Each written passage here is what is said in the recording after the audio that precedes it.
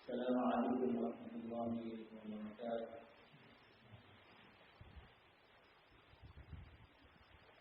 إن الحمد لله نحمده تعالى ونستعينه ونستغفره ونعوذ بالله من شرور أنفسنا ومن سيئات أعمالنا. من يهده الله فلا مضل له ومن يضلل فلا هادي له.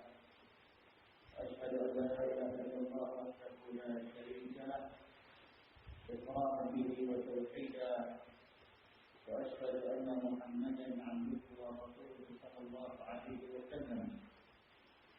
قال الله تعالى في كتابه الكريم: يا أيها الذين آمنوا اتقوا الله حق تقاته ولا تموتن إلا وأنتم مسلمون.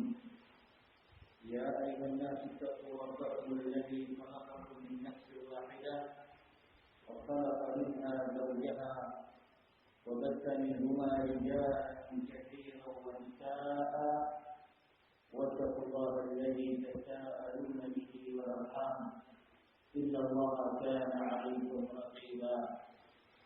يا أيها الذين آمنوا اتقوا الله وقولوا قولا سديدا يصلح لكم أعمالكم ويغفر لكم ذنوبكم، ومن يطع الله ورسوله فقد فاز فوزا عظيما. أما بعد، فإن أصدق الحديث كتاب الله، وخير الهدي هدي محمد صلى الله عليه وسلم، وشر الأمور محدثاتها، فإن كل محدثة بدعة وكل بدعة ضلالة وكل ضلالة في النار.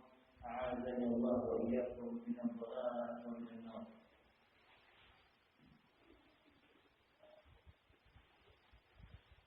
Ikhwan fillah rahimakumullah, alhamdulillah, pada kesempatan malam ini kita insyaallah kembali melanjutkan pelajaran kita dari kitab Al-Wabil Sayyid min Kalam Tayyib, yaitu motivasi semangat yang diberikan oleh Imam Al-Qayyim rahimahullah taala kepada para pembaca kitab ini untuk senantiasa menjaga hati, menjaga lisan, menjaga anggota badan untuk senantiasa berada di atas takwa kepada Allah Subhanahu wa taala. Nah, ikhwan fillah rahimakumullah, pada pertemuan yang lalu kita telah membacakan apa yang dijelaskan oleh Imam Al-Qayyim rahimahullah taala terkait dengan dua sayap seorang hamba yang mampu memasukkan hamba tersebut ke dalam surganya Allah Subhanahu wa taala. Dua sayap itu adalah sebagaimana yang disebutkan oleh Imam Al-Qayyim rahimahullah taala yang beliau beristidlal dengan sebuah hadis yang diriwayatkan oleh Imam Bukhari dari sahabat Syaddad bin Auf radhiyallahu taala anhu, yang mana ikhwan fillah rahimahumullah, hadis ini kita kenal tentunya ketika kita yang masih rutin untuk melakukan zikir pagi dan petang. Di antara ataupun bunyi daripada sabda Nabi sallallahu alaihi wasallam yang mengajarkan kepada kita untuk membaca zikir ini, dan zikir ini dikatakan oleh Nabi sallallahu alaihi wasallam sebagai sayyid istighfar, pembukanya istighfar, sayyidnya tuannya istighfar, yaitu Nabi sallallahu alaihi wasallam bersabda, ayyaqul al-'abdu, bahwasanya seorang hamba itu mengucapkan, Allahumma anta rabbi la ilaha illa anta khalaqtani wa ana 'abduk wa 'ala 'ahdika wa wa'dika mastata'tu a'udzu bika min syarri ma sana'tu abu'u laka bi ni'matika 'alayya wa abu'u laka bi dhanbi faghfirli fa innahu la yaghfiru dhunuba illa anta. Wajhu syahidnya daripada zikir ini adalah kalimat abu'u laka bi ni'matika 'alayya wa abu'u bi dhanbi. Inilah yang dimaksud oleh Imam Al-Qayyim Allah Taala sebagai dua sayap, ya, sebagai dua sayap yang diistilahkan oleh Imam Al-Qayyim, yaitu ya, mengakui tentang nikmat yang Allah Subhanahu wa Taala berikan kepada kita. Sebuah pengakuan ya, nikmat yang Allah Subhanahu wa Taala berikan kepada kita, berbagai macam nikmat yang Allah Subhanahu wa Taala berikan kepada kita harus kita akui. Ya, jangan sampai kita kufur terhadap nikmat tersebut. Jangan sampai kita tidak mengakui terhadap nikmat tersebut. Dan justru kita harus mengakui ya, setiap nikmat yang Allah Subhanahu wa Taala berikan kepada kita. Ya, apapun itu, ya, nikmat ketika Allah Subhanahu wa Taala menciptakan kita. Ya. Apa tujuan kita diciptakan? Ya. Agar nantinya kita berkesempatan untuk ya, hidup yang kekal abadi di dalam Allah Subhanahu wa Taala. Karena terkadang ada yang mengatakan ketika dia ditimpa kesusahan hidup, ketika dia ditimpa musibah, ya, ujian malapetaka, yang perkara yang supaya dia akan mengatakan, aku tidak ingin diciptakan, aku tidak meminta diriku untuk diciptakan. Ya, subhanallah. Sehingga buat apa ibadah, buat apa sholat, buat apa puasa? Dalam keadaan aku tidak meminta untuk diciptakan. Padahal nikmat Allah Subhanahu wa Taala menciptakan seorang hamba agar hamba itu bisa masuk dalam tempat yang abadi selama-lamanya, tempat yang penuh dengan kebahagiaan, tempat yang penuh dengan ya, sukacita, tempat yang tidak akan pernah berhenti, ya kebahagiaan dan tidak ada tangisan di sana, tidak ada ya kesusahan di sana, yaitu surganya Allah Subhanahu wa Taala. Ya. Sehingga ini nikmat dari Allah Subhanahu wa Taala kita diciptakan. Ya. Oleh karena itu, ya, tujuan kita di dunia diciptakan di dunia untuk menggapai tempat tersebut adalah untuk beribadah kepada Allah Subhanahu wa Taala, untuk berubudiyah kepada Allah Subhanahu wa Taala. Nah, ya, ini dari nikmat ini. Kita mulai dari nikmat Allah menciptakan kita, masya Allah. Ya. Kemudian dari nikmat Allah Subhanahu wa Taala, memberi kita rezeki dari diawali dari kandungan ataupun rahim ibu kita. Ya.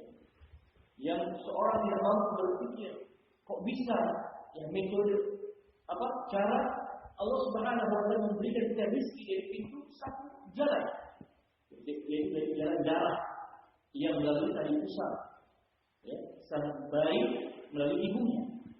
Ya.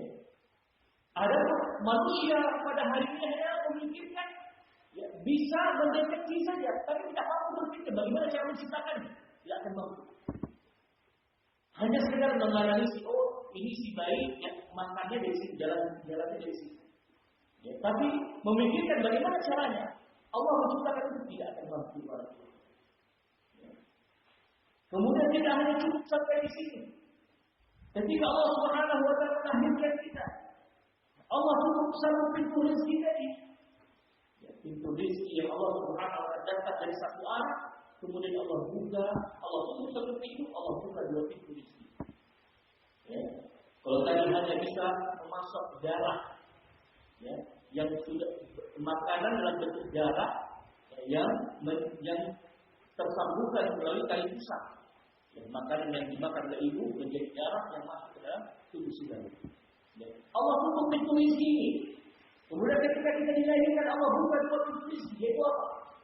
Yaitu sang bayi bisa kenyang, ya, dengan rasa bisa kenyang dan bisa terpuaskan dahaganya. Ini dua rezeki. Ya. Jadi dari apa? Dari ASI, ya, air susu ibu. Yang Allah Subhanahu wa Taala bukakan bagi dirinya, dia bisa kenyang. Ya, bisa dahaganya bisa ya, terpuaskan. Kemudian tidak sampai di situ barakallahu fikum, ketika dia beranjak setelah selesai masa 2 tahun masa penyusuannya, Allah tutup pintu itu. Allah tutup pintu rezeki daripada na'am akhir. Kemudian Allah Subhanahu wa Taala buka 4 pintu rezeki. Allah buka 4 pintu rezeki, yaitu Allah Subhanahu wa Taala ya jadikan ya makanan dan minuman ya, dari makanan Allah buka 2 pintu rezeki. Seorang hamba bisa makan dari makanan hewani dan nabati dari daging-dagingan dan sayur-sayuran. Kemudian dari minuman Allah Subhanahu wa taala buka 2 pintu rezeki. Dia bisa minuman, ya. Dan bisa minum air biasa dan bisa minum susu atau yang sejenisnya, minum-minuman yang manis, minuman-minuman yang memiliki rasa.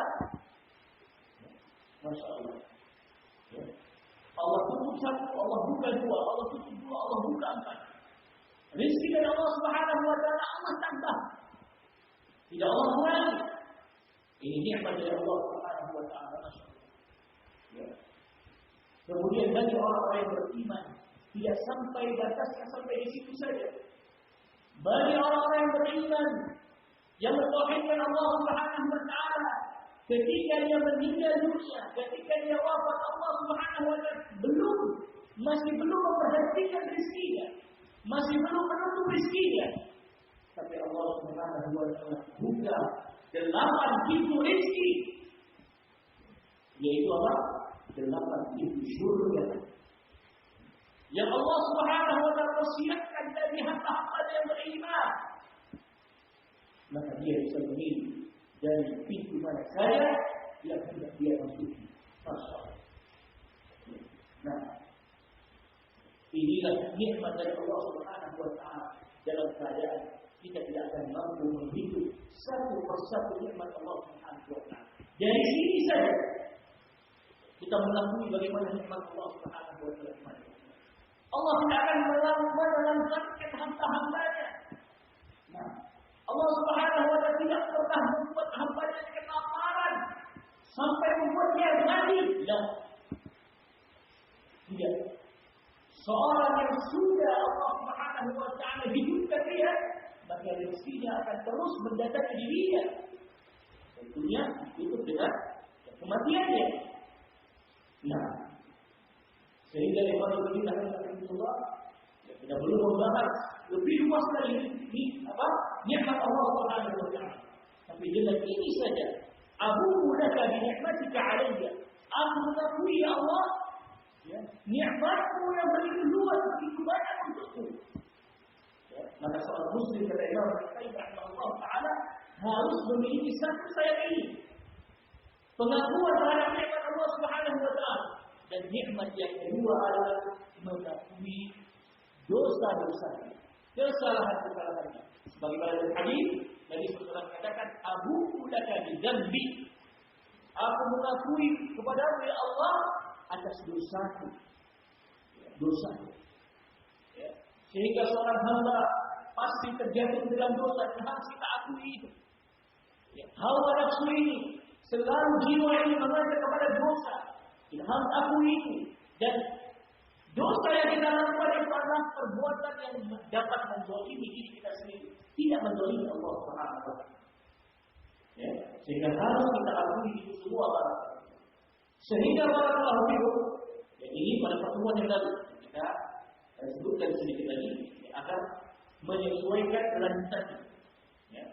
Kalau setelah kita memahami ya, dua sayap ini yang harus diyakini, yang harus diwujudkan oleh seorang hamba, mengakui nikmat-nikmat Allah Subhanahu wa taala dirinya dan mengakui dosa-dosa yang dia lakukan, maka hasilnya adalah hasil dari ini semua maka akan kita bahas pada malam ini insyaallah taala.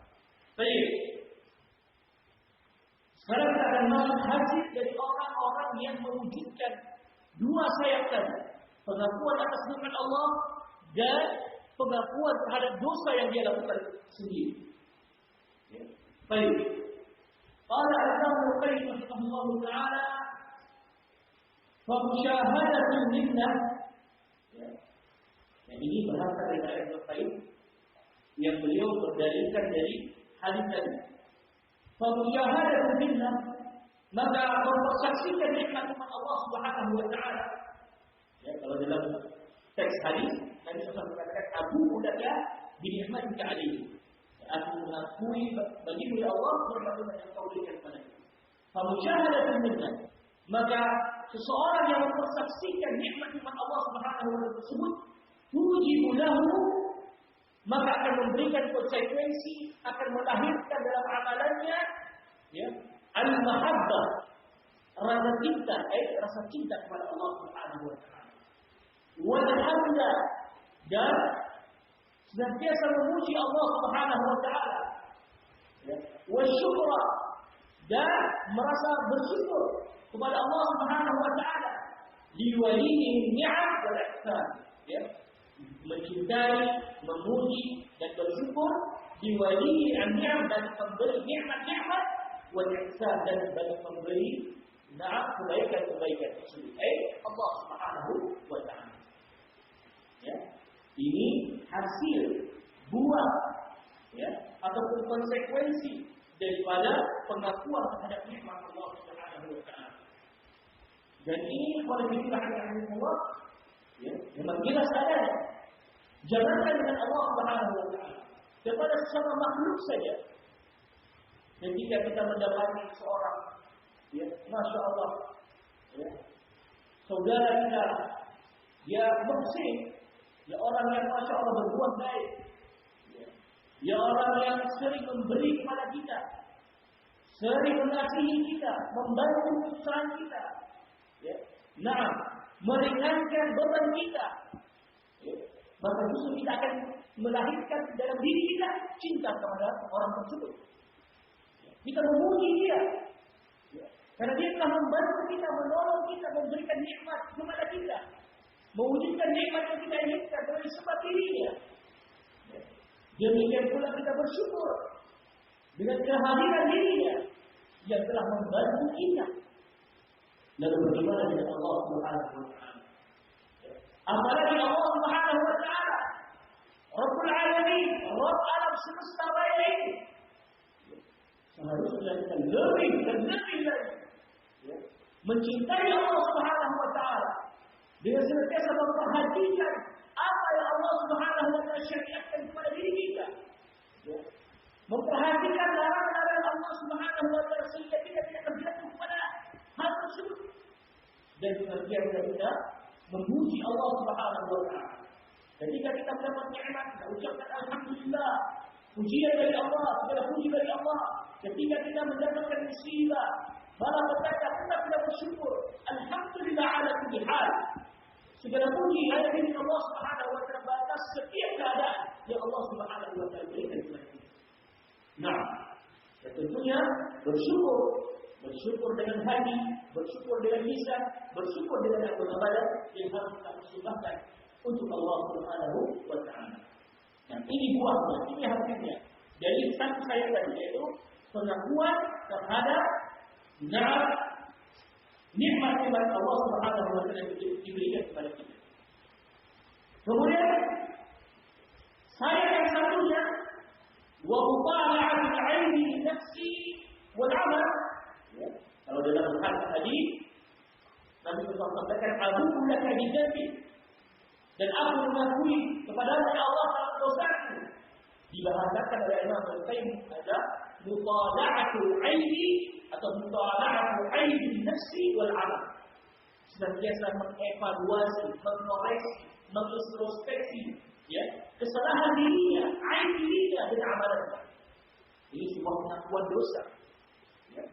Mengaku bahwa dia orang yang penuh dengan aib, penuh dengan cacat, penuh dengan kesalahan, kerusakan, dosa, ya, pada dirinya dan amalannya.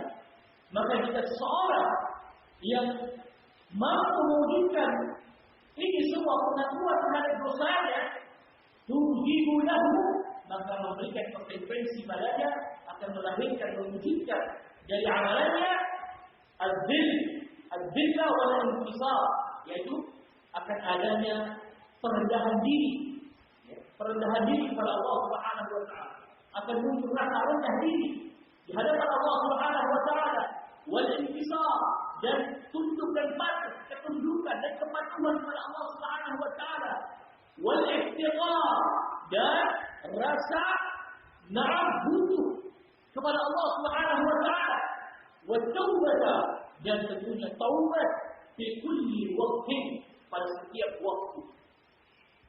Ini yang wujud dari orang yang mengakui bahwasanya dirinya penuh dengan dosa, mengakui dia melakukan dosa disebabkan karena ulahnya. Nah, sehingga melahirkan memberikan konsekuensi ya perkara-perkara yang kita sebutkan tadi.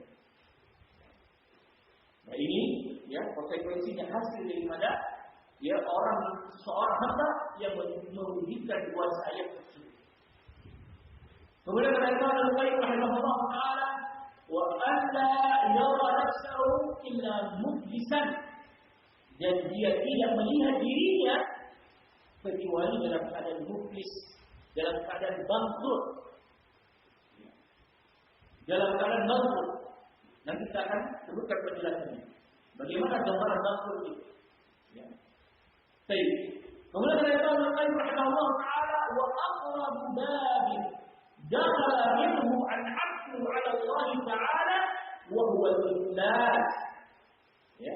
Nah, dan pintu yang paling dekat yang mana seorang hamba itu bisa masuk darinya ya menuju Allah Subhanahu wa taala, dia adalah pintu tersebut dinamakan adalah pintu al-iflas. Jalan al-iflas yaitu merasa dirinya bangkrut, rugi di hadapan Allah Subhanahu wa taala. Seorang yang bangkrut paling kita akan juga tentunya ketika dia contohnya ketika dia buka usaha. Kemudian usahanya bangkrut. Apa yang ada dalam hatinya? Butuh pertolongan. Ya, butuh pertolongan orang untuk menolong dirinya. Sudah bangkrut, tidak memiliki laba, banyak kerugian yang harus dia harus bayar, lunasi, ya, yang harus dia tanggung. Maka dia butuh pertolongan. Ada seorang yang harus menolong dirinya. Dia sangat membutuhkan ini. Inilah makna iflas, bangkrut itu. Maka seorang hamba di hadapan Allah Subhanahu wa taala masuk dari pintu ini. Pintu merasa bangkrut dirinya, sehingga dia butuh pertolongan Allah Subhanahu wa taala. Dia butuh bantuan Allah Subhanahu wa taala. Dia merasa butuh ya genggaman Allah Subhanahu wa taala terhadap jiwa dan raganya agar Allah Subhanahu wa taala menolong dirinya. Tidak membiarkan dirinya saja, tidak membiarkan dia hancur sehancur-hancurnya. Ini pintu al-iflas, pintu kebangkrutan. Seorang hamba harus memiliki sifat ini dalam menghadap Allah Subhanahu wa taala. Sehingga betul-betul memberikan konsekuensi kepada kalimat al-'abdu, kalimat hamba. Seorang hamba itu adalah orang yang butuh pertolongan, butuh kasih sayang, butuh diselamatkan, butuh dibantu. Ya. Maka ikhwan fillah rahimakumullah, ya inilah al-iflas. Kata Imam Al-Qayyim, ini pintu yang paling dekat untuk menghadap Allah Subhanahu wa taala, untuk menuju Allah Subhanahu wa taala, yaitu pintu merasa bangkrut di hadapan Allah Subhanahu wa taala, sehingga kita merasa butuh terhadap pertolongan Allah Subhanahu wa taala. Ya. Maka Imam Al-Qayyim menjelaskan lagi bagaimana bentuk gambaran al-iflas itu. Kata Imam Al-Qayyim rahimahullah, yang namanya al-iflas fala yara nafsi halan. Dia tidak melihat dirinya itu punya kewibawaan di hadapan Allah. Wala maqama, dan dia tidak melihat dirinya memiliki kedudukan di hadapan Allah. Ya. Wala sababan yata'allaq bihi. Ya. Dan dia ya menjadi sebab atau sebagai sebab ya orang tersebut bergantung pada dirinya. Ya. Dia tidak menjadi seolah dia berwibawa di hadapan Allah. Ya. Seolah-olah dia di hadapan Allah itu ada orang yang memiliki kedudukan. Dan seorang orang yang dulu bersamanya di dunia itu orang yang butuh kepada dirinya. Mungkin gambaran yang jelasnya ya, bisa kita gambarkan sebagai orang-orang yang mengaku keturunan Nabi. Ya. Dia merasa punya kedudukan,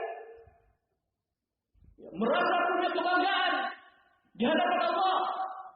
Ya. Dia merasa orang-orang rakyat jelata ini butuh terhadap ya, doa dari dirinya, butuh terhadap ya, syafaat dari dirinya. Ya, subhanallah. Maka seorang hamba yang ikhlas tidak akan pernah memiliki sifat ini. Ya. Dia tidak pernah memiliki dirinya punya kewibawaan di hadapan Allah. Dia sangat hina di hadapan Allah. Seorang hamba yang ikhlas, dia tidak punya kedudukan yang besar. Ketika menuju Allah Subhanahu wa taala, dia hina diri di hadapan Allah. Seorang yang ikhlas, dia tidak pernah mengakui bahwa orang-orang yang ada ini butuh. Ya. Bergantung terhadap dirinya untuk menuju Allah Subhanahu wa taala. Ya. Tidak demikian. Kemudian wala wasilatan minhu yamunnu biha. Dan tidak menjadi seorang hamba tersebut ya, tidak ya, mengakui menjadi wasilah perantara bagi orang lain yang dia ungkit wasilahnya tersebut di hadapan Allah Subhanahu wa taala. Ya. Contoh dekat yang tidak jauh dari gambaran tadi adalah yang seperti tadi. Orang-orang yang mengaku sebagai keturunan Nabi, ya, tapi dia ya, menghadap Allah Subhanahu wa taala dengan rasa ini. Rasa memiliki bahwa lebih dekat dengan Allah Subhanahu wa taala. Ya. Tapi bukan dengan amalannya. Ya. Bukan dengan keimanannya, tapi hanya dari sisi nasab yang dia banggakan. Nah, ya, dia jadikan orang-orang itu orang-orang yang bukan tidak memiliki darah keturunan, ya, kepada Nabi sallallahu alaihi wasallam. Ya, sebagai orang-orang yang butuh kepada diri.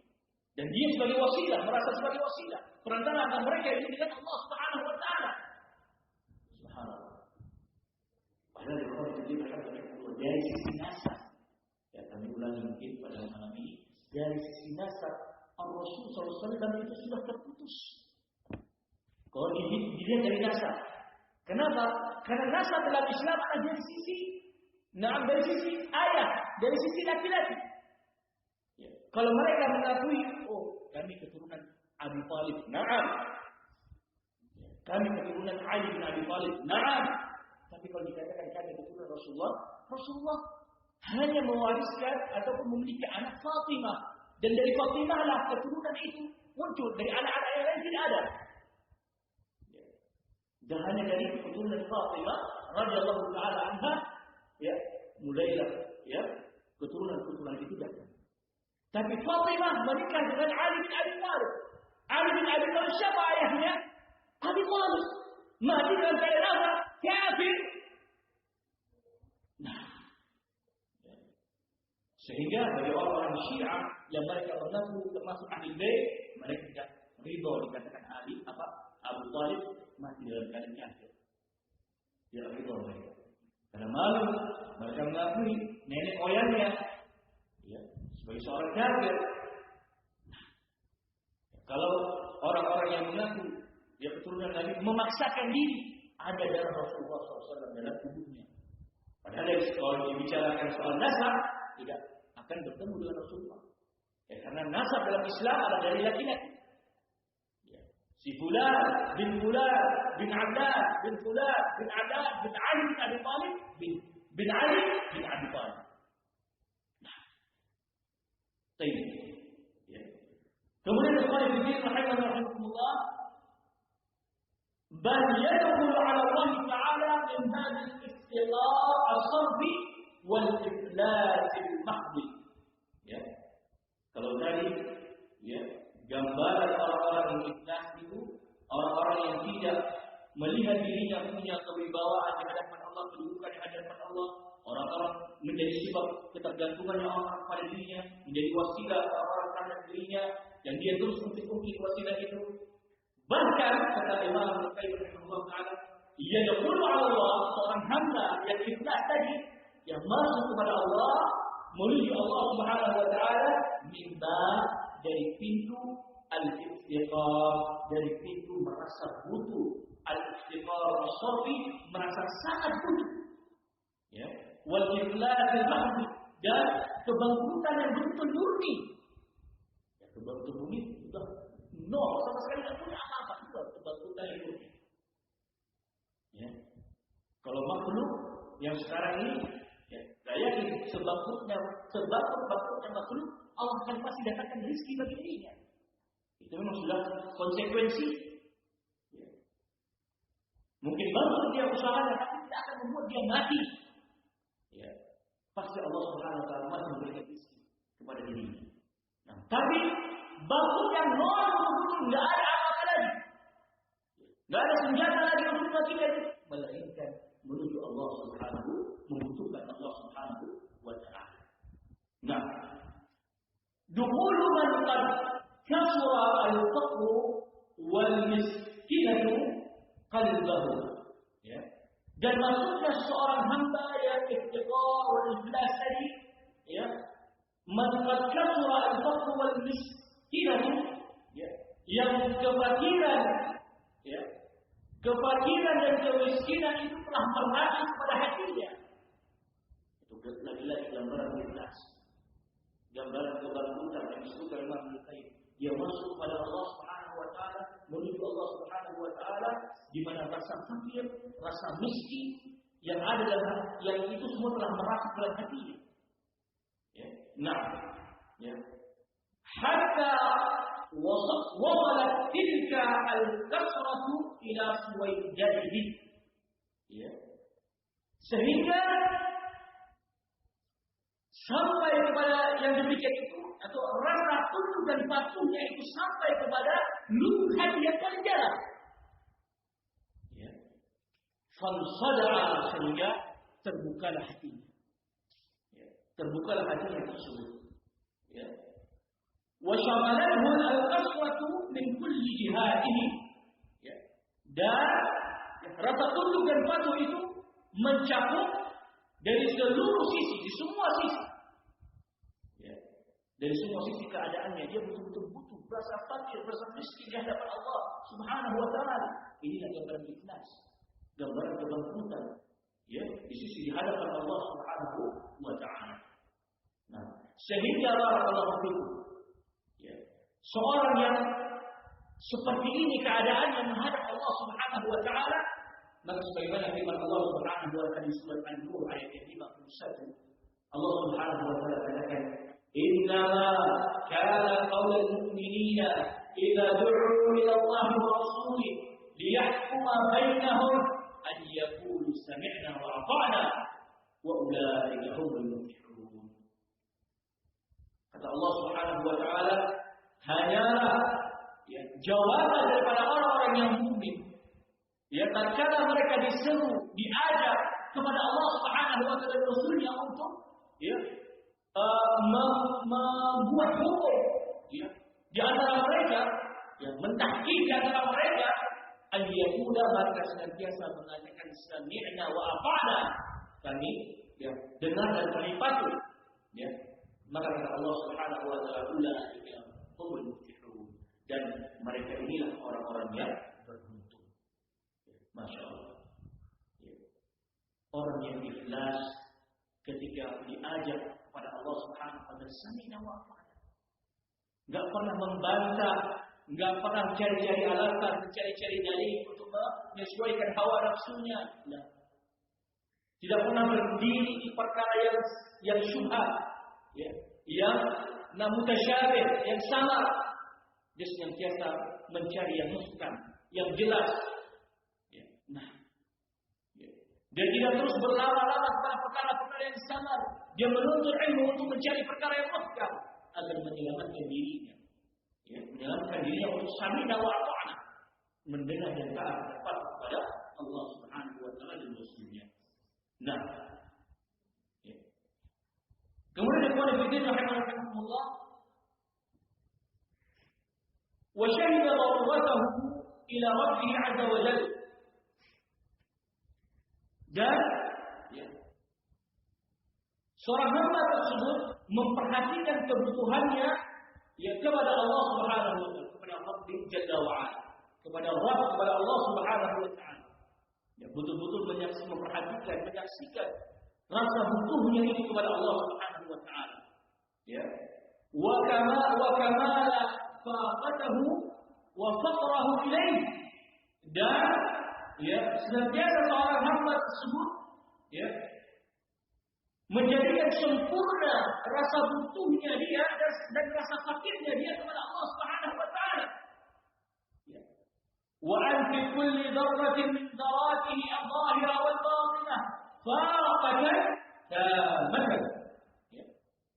Dan, nah, pada setiap perkara yang paling kecil, ya, secara zahir dan secara batin, ya, itu semua dalam bentuk fa'atan, dalam bentuk rasa butuh yang damatan, yang sempurna. Dalam perkara yang terkecil pun dia butuh kepada Allah Subhanahu wa taala. Dia tidak pernah merasa dirinya mampu. Ya, walaupun secara zahir misalnya, ya, seperti memindah gelas dari sini ke sini, mampu dia sebenarnya, tapi dia terus ada dalam hatinya, ini kekuatan dari Allah, ini kemampuan dari Allah. Terus dia sanjung Allah, dia cinta Allah, dia puji Allah, dia yakini itu nikmat dari Allah, kemampuan dari Allah Subhanahu wa taala berikan kepada dirinya. Bayangkan kalau dia nanti jatuh sakit, stroke misalnya, memindah gelas di sisinya pun tidak akan mampu. Ini manusia. Maka ketika dia sehat, dia senantiasa, ya, betul-betul berada merasa butuh kepada Allah Subhanahu wa taala. Nah, dan contoh yang lainnya, barakallahu, bagaimana bentuk rasa butuh kita kepada Allah Subhanahu wa taala. Sempurnanya rasa butuh kita kepada Allah Subhanahu wa taala seperti ketika Allah Subhanahu wa taala memerintahkan kita untuk salat. Maka jadikan salat itu betul-betul alat yang kita butuhkan. Betul-betul senjata yang kita butuhkan menghadap Allah Subhanahu wa taala. Kalau salat sudah menjadi kebutuhan, maka seorang hamba akan betul-betul mempersiapkan dirinya untuk salat, menjaga waktu salat, mempersiapkan dirinya untuk salat, ya, seperti membersihkan diri, tidak menganggap remeh salat itu, tidak menunda-nunda salat itu, tidak mengaap, ya, seperti salat itu hanya sebatas bukan menjadi kebutuhan. Salat itu mengalahkan butuhnya dia dengan makan dan minum. Subhanallah. Jadikan salat itu betul-betul seperti mengalahkan kebutuhan makan dan minum. Makan dan minum sehingga dia memperhatikan betul. Karena dia butuh dalam salat itu. Dia jaga waktunya, dia perhatikan. Dia mempersiapkan diri dan membersihkan diri, memakai baju yang bagus, yang rapi, ya, yang suci.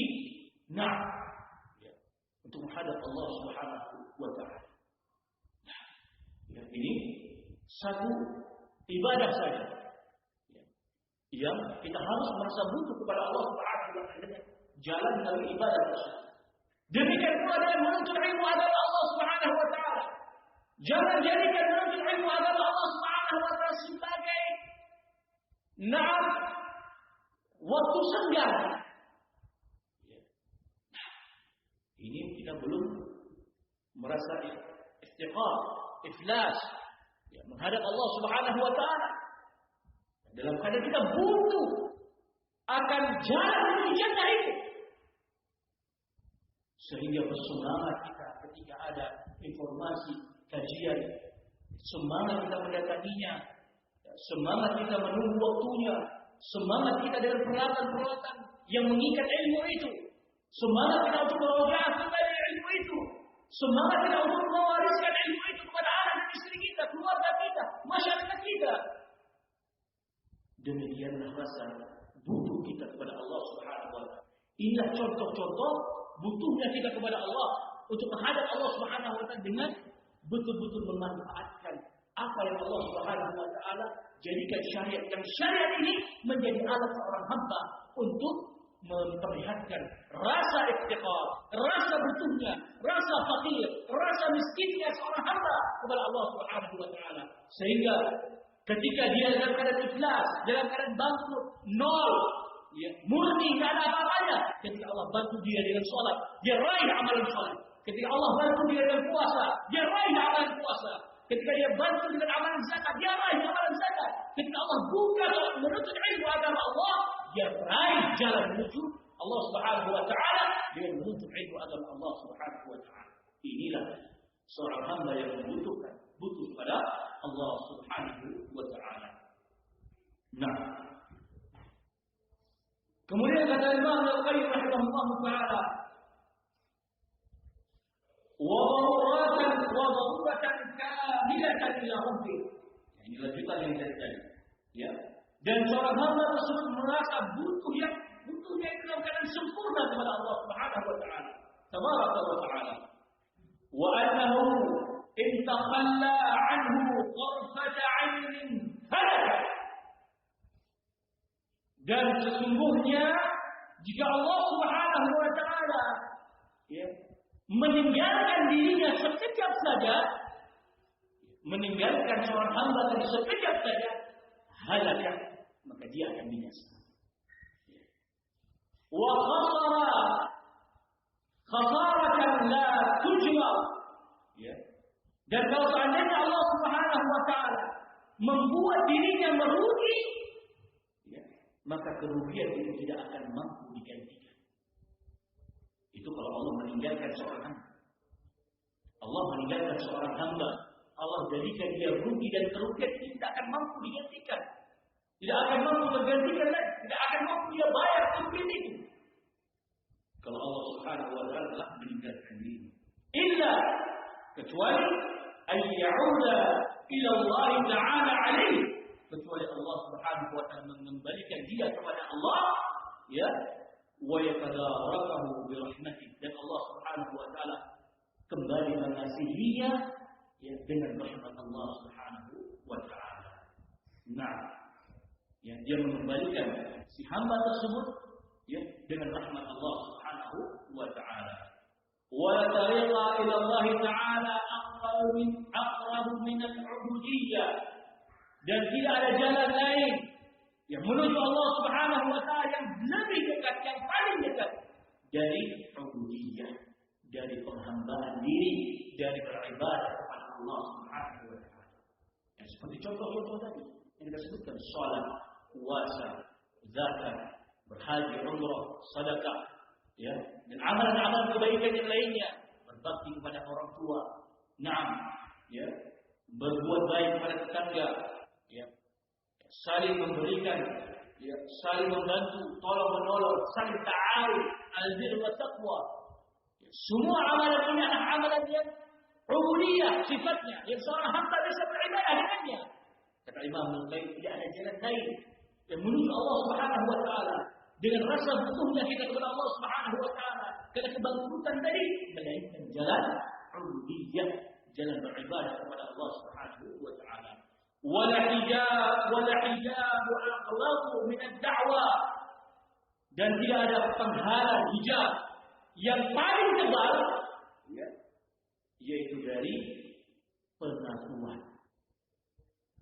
Pengakuan sebagaimana contoh tadi, mengaku bahwasanya dirinya punya kedudukan, mengaku dirinya bangga terhadap dirinya sendiri, dalam keadaan dirinya sebenarnya orang yang bangkrut di hadapan Allah, tapi dia tidak mengakui kebangkrutan itu. Dalam keadaan dia orang yang butuh kepada Allah, tapi dia tidak mau mengakui kebutuhannya itu kepada Allah. Ini dakwah, pengakuan diri. Inilah hijab terbesar, hijab yang paling tebal antara dia dengan Allah Subhanahu wa taala. Dia tidak akan mampu menembus Allah, tidak akan mampu menuju Allah jika masih ada rasa-rasa ini yang terjangkiti pada hatinya barakallahu fikum. Nah, kemudian kita selesaikan sedikit lagi. Kata Imam Al-Qayyim rahimahullah taala, wal 'ubudiyyah madaruha 'ala qa'idatain huma asluha. Dan ubudiyah itu poros edarnya ala qa'idatain, di atas dua kaidah. Dan kaidah tersebut adalah asal muasal daripada ubudiyah itu sendiri. Apa itu? Kaidah yang pertama, hubbun kamil, rasa cinta yang sempurna. Yang kedua, wadillun tamun, perendahan diri yang sempurna. Nah, ini dua kaidah. Yang kedua ini adalah sumber ubudiyah. Seorang berubudiyah, beribadah kepada Allah jika hadir, jika dia terapkan dua kaidah ini, ada rasa cinta dia kepada Allah dengan cinta-cintaan yang sempurna, kemudian ada rasa tunduk, ada rasa perendahan diri dia dengan sempurna di hadapan Allah, mengakui kebutuhan kepada Allah. Maka inilah kaidah yang seorang hamba bisa selamat darinya, bisa selamat dalam perjalanan menuju Allah Subhanahu wa taala. Wa man syawhadaini al-aslaini an zaini kal aslaini mutaqaddimain. Dan sumber yang menjadi Ya, asal muasal dari dua landasan ini, landasan yang telah kita sebutkan tadi, ya, yaitu hubbul kamil wa dhullun atau wadhillun kamil, wa huma, keduanya adalah musyahadatul minnah allati turidul mahabbah. Lagi-lagi ini adalah kesimpulan daripada dua sayap tadi, masih berkaitan dengan ya apa yang disebut oleh Imam Al-Qayyim pada pertemuan yang lalu. Ya. Dua faedah tadi, hubbun kamil wa dhillun kamil adalah ya, perwujudan dari musyahadatul minnah, mempersaksikan nikmat-nikmat allati yang turidu, yang melahirkan al-mahabbah, yang melahirkan kecintaan. Ya. Wa mutala'atu 'aini nafsi wal 'amal allati turidu dhilla tam, dan mengevaluasi diri, mengkoreksi diri, ya, dan amalannya yang itu melahirkan ya perendahan diri yang sempurna. Ya. Wa idza kana al-'abdu qad bana sulukahu ila Allah Ta'ala 'ala hadaini al-aslaini lam yarda 'aduhu bi illa 'ala ghirrati wa ghaflah. Ya.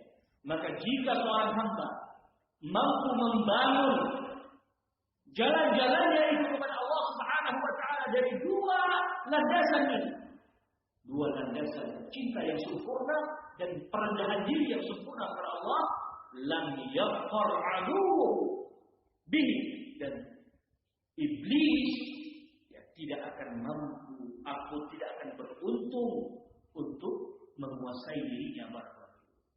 Ya, lagi-lagi ada kaitannya dengan ini kajian yang berantai oleh dia. Nasihat-nasihat yang masih berantai dari awal pertemuan kita. Ya. Ya. Iblis tidak akan mampu menguasai orang yang rasa cintanya itu sempurna kepada Allah dan rasa tunduknya, rasa rendah dirinya sempurna kepada Allah. Dia tidak akan mampu menguasai seorang hamba. Dia akan tidak beruntung. Ya. Lam yaqwa aduhu bihi. Illa, melainkan ala ghirrati wa ghaflah, melainkan dari jalan yang kecil, ya, jalan yang sesaat saja atau dalam keadaan lalai. Nah, itu dari situ saja syaitan atau iblis mampu menjatuhkan hambanya. Ya, tapi sisi ini jika ditembus oleh iblis terhadap orang yang beriman, ya, maka kata Imam Al-Qayyim rahimahullah taala, wa ma asra'a ma yun'ishuhu Allah 'azza wa jalla wa yujbiru wa yatadaratuhu bi rahmatih. Ya. Ketika dalam sekejap saja ataupun dalam keadaan lengah seorang mukmin itu mampu dijatuhkan oleh iblis dalam dosa, maka kata Imam Al-Qayyim, dan betapa cepatnya Allah segera membangkitkan dia dan menutup celah, ya, ataupun menutup celah-celah tersebut, ya, segera Allah meliputi dirinya dengan rahmat Allah Subhanahu wa Ta'ala. Nah, Allah Akbar. Inilah Allah, seorang mukmin yang memiliki dua sayap. Dua sayap ini melahirkan dua kaidah. Dan dengan dua kaidah ini, iblis tidak akan mampu menguasai seorang hamba, dan seorang hamba kalau tidak mampu dikuasai, karena memang kullu bani Adam khata'. Setiap bani Adam itu mampu terjadi kepada kesalahan, tapi kesalahan ini mampu dimasuk oleh setan dalam keadaan lalai, dalam keadaan lalai, itu saja. Dan ketika masuk, iblis pun tidak akan mampu menguasai. Bentuk penguasaannya apa? Jatuh maksiat lagi. Ini berhasil dikuasai oleh iblis. Tapi ketika dia jatuh kepada kesalahan dosa, segera Allah kembalikan seorang mukmin yang membangun ubudiyahnya di atas dua kaidah, yang hubbun kamil wa dhillun tamam. Ya, rasa cinta yang sempurna dan rasa rendah diri yang sempurna kepada Allah Subhanahu wa Ta'ala. Allah segera ambil dia, bangkitkan dia kembali dari dosanya dengan kasih sayang Allah Subhanahu wa Ta'ala, sehingga memunculkan rasa taubat dia kepada Allah Subhanahu wa Ta'ala. Wallahu ta'ala a'lam bis-shawab. Inilah qadidin hamdulillah, apa yang disebutkan Imam Al-Qayyim rahimahullah taala, semoga menjadi motivasi bagi kita dalam yang menjalani kehidupan ini, mewujudkan dua faedah yang besar ini dalam hati kita, sehingga diawali dari hati akan terlahirkan dalam dalam amalan anggota badan yang mana iblis laknatullah alaih tidak akan mampu menguasai sepenuhnya seorang yang membangun ubudiyahnya kepada Allah Subhanahu wa taala di atas dua